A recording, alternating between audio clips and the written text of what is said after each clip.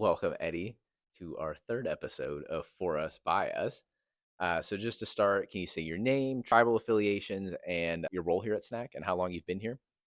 My name is Eddie Navarro. I'm Sicangu Lakota, Santee Dakota, Ponca. I'm the facilities manager. Been in this role, will be 9 years in January. Obviously, you've helped out a lot when it comes to the Sacramento powwow. Do you want to talk about like a little bit about why that work is so important for you to do and why you do it in the first place? Well, my journey started at SNAC about 13 years ago. Um, uh, part of me volunteering was just to be a part of our community. Was reconnecting. Some of the groups that I was taking part of at the time were really big on community service, and so for me and what Snack and what the community gave to me, it was just very easy to give back. We volunteered for different things, whether it's Sacramento powwow, helping with the setup, or Native Day at the Capitol. Uh, just a bunch of different things that me and my sons would do with the community just to give back. So, being here for 9 years, what's kept you at SNAC? What's kept me here is just being here for the people. I know my role is as a facilities manager is just keeping the building running, but at the same time, uh, making sure that we have a good, clean facility, a safe facility for our patients, and just to be that native face in the center. Um, it's always a blessing to see older patients that I started as a patient with come in, still see me here. They're happy to see me. I don't know if they get that from other entities, but to come to work and seeing patients recognize me and it's been a basically what keeps me here. So, starting at SNAC, you obviously started as a patient and then you transitioned into working here. Do you want to talk a little bit about like your journey as a patient and then maybe kind of what propelled you to apply for a position here at SNAC? Yeah. So again, going back 13 years ago, and January as well, me and my ex-wife, we were got in an argument, and prior to the argument, I thought we had a very good relationship, but that wasn't the case. During our argument, it was a little bit different, and so I asked her, I was like, "Is something wrong?" Sounds like you want a divorce or something. She kind of looked at me and just said, "I do," and so wasn't expecting that. I do have a daughter that's 32 in February, and because of some decisions that I've made, I wasn't able to be a part of her life for the last uh, 2 decades. I didn't want to make that same mistake, and so I told my ex-wife, "Well, if you would like to leave, that's fine, but my boys are going to stay with me because I'm not going to make that mistake again." And to my surprise, she was like, "Okay." They were 4 and 6 at the time. I really had no idea what I was doing. All I knew that I had to take care of these two kids, um, and I didn't know what to expect. It was very hard at the time for a man to keep custody of his kids or to maintain custody of his kids. And I heard all the horror stories about what people have to take, whether it's anger management, uh, parenting classes, or whatever it was. So I thought I was going to get ahead of the game, and basically I opened up the phone book, Yellow Pages, and the first thing that stuck out was the Sacramento Native American Health Center. I didn't know that we existed at that time. I remember Soupy before it closed down, so I thought it was a whole different place. Made my phone call. Uh, it, it, it all started through the intake, uh, member services, the intake through behavioral health. Started taking groups with the anger management, positive native parenting, the Hope drug and alcohol classes, seeing a KDAC counselor, LCSW with the Albert Titmans and the Carlos Rivera's at that time, and they just kind of got me plugged in.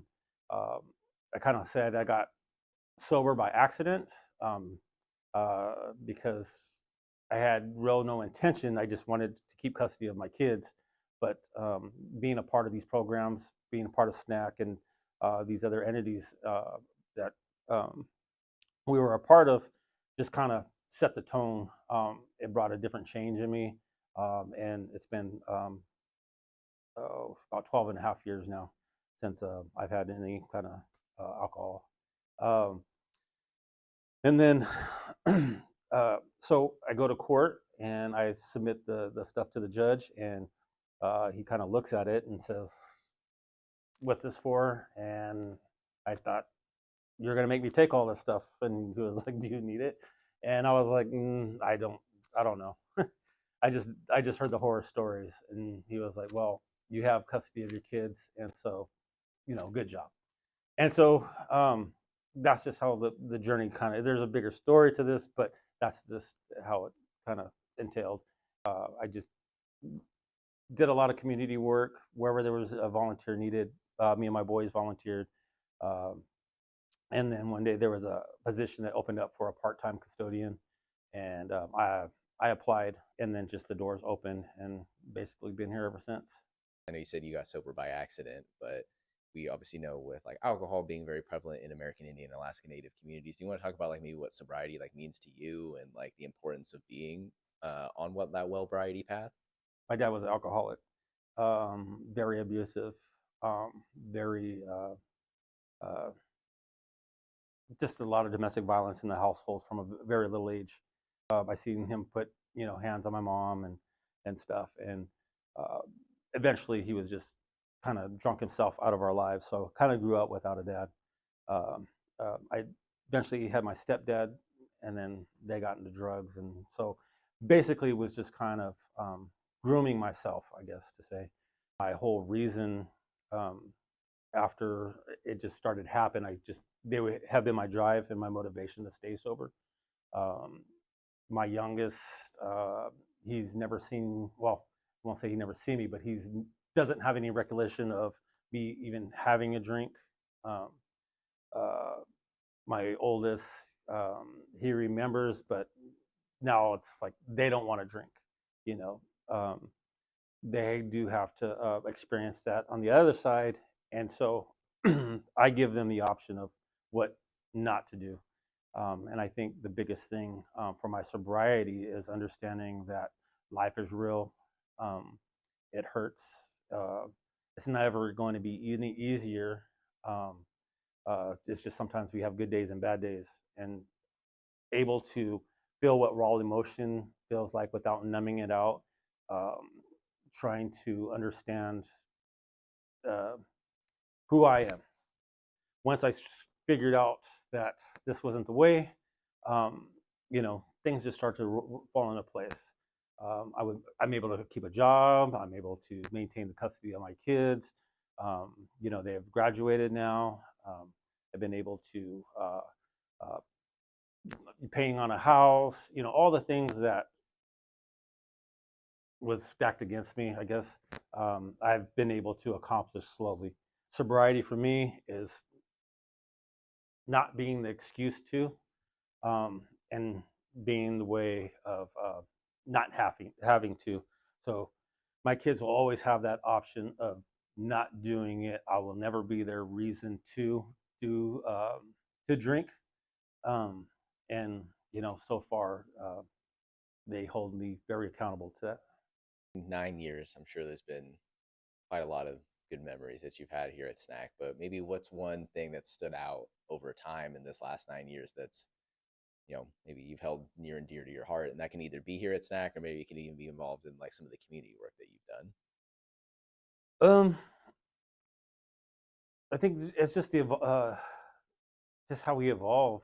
I 9 years. I've just seen all the changes. I got to go through all the changes with Snack, with all the different expansions, all the different, the new, the old, and just seeing people grow. I think that's the a good thing for me of seeing my staff grow. I oversee six of custodians, and just being a part of their growth, um, teaching them things that they didn't have when they came in. One of my biggest things is when I have a new employee, I ask them what their goals are. What do you want to accomplish? Um, and, because a lot of times people think they're just custodians, but they hold the place together. And so far, my staff has been very successful and and the things that they do, and um, uh, just being proud of them. What does Native Heritage Month mean to you? When I think of Native Heritage Month, I think of it as a month that they just random people get to celebrate us that don't really understand us. I don't think that a lot of people understand the resiliency that it took my ancestors to get me where I'm at today. When I look back at who I am, I look back and I think of the thousands of years of prayer that it took for each generation to push each generation forward, especially not knowing if we would last through a winter or last through a massacre. Um, and so each of those prayers pushed one of my ancestors forward into where it got to my grandmother and my mother. And so I'm here because of their resiliency. I'm here because of their prayers. My sons are here because of their prayers. I tell my sons, and when I talk to people, we know who Sitting Bull is. We know who Crazy Horse is. We know who Geronimo is. We know who Cochise is. We know all these big names and these from all these tribes for these thousands of years, hundreds of years, and we don't realize that we are telling our stories ourselves. Um, and so, um, I always ask them, "Who are you? What's your story? What story are we telling?" And who's Eddie Navarro? Like you're asking me now, who's Eddie Navarro? What is he? And and I look back, I'm more than just Sicangu. I'm more than just a native. You know, I'm a part of something that's sacred, and I'm part of something that's thousands of years old.